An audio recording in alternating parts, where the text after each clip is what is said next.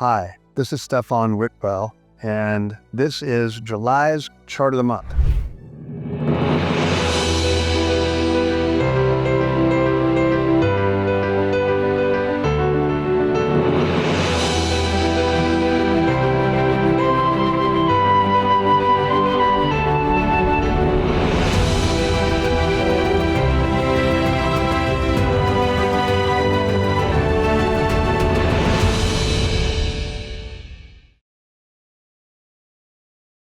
I'm going to start you out with a quick look at the American workforce. The workforce is incredibly important. If people are out of work, it means the economy is in trouble. But even when times are good, things change. So it's good to have a sense of where our labor force is employed. So if you check this chart out, this describes different sectors in our labor force by the amount of labor measured in dollars dedicated to each area of the economy. So I want you to notice two big takeaways, and you can find others by looking at it on your own time. But first is, services account for a much greater portion of labor than goods. Services account for about $9.5 trillion in the economy, goods just under $3 trillion. So over 3x bigger. By goods, I mean construction, manufacturing, mining, things like that. The other thing I want you to notice is what a significant portion of our labor force is dedicated to government jobs. The work that people do for the government is very important, and the role that our government plays is very important. But many people argue that it's gotten too big. And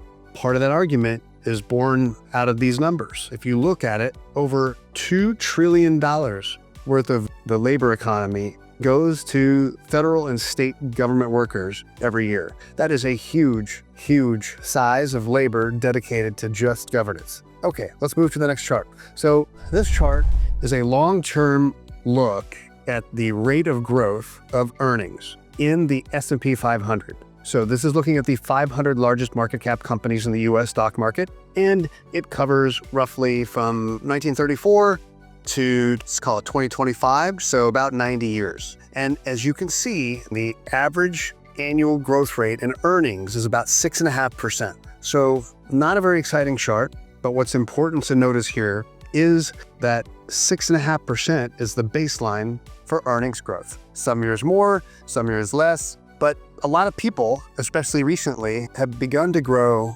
big expectations about how much they should be making in the market. And how much you make in the market depends on how much prices go up. And the amount that prices go up is very directly related to how much earnings are going up.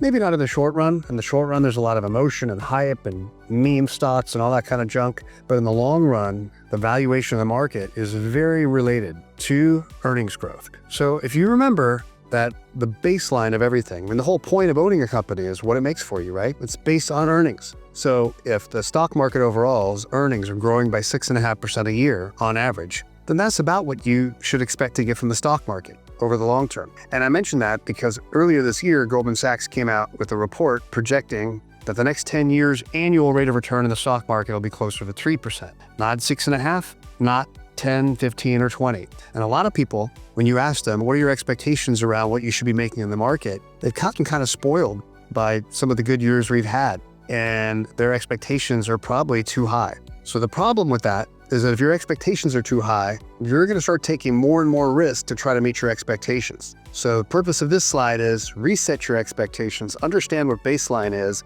so that you can be more conscious about the level of risk that you're taking and what is a reasonable amount of earnings growth or market appreciation that you might expect from the S&P 500 over a longer period of time. The last thing that I wanted to share with you that I thought was really interesting was a chart that shows the combined power of data centers, and this is an estimate of the power usage of data centers by the year 2030, and comparing that to electricity demand in major countries in 2023. That's measured in thousands of terawatt hours, which doesn't really mean anything to me. I know it's a very, very big amount of electricity, but here's what's crazy. If you look at the amount of electricity demand of China versus the US, certainly jumps out at me that China's is over twice that of the US. Gives you a sense for just how big China is as an economy. The other thing that's really interesting about this is just noticing that the expected data center demand for electricity in 2030 is more than the amount of electricity demand in 2023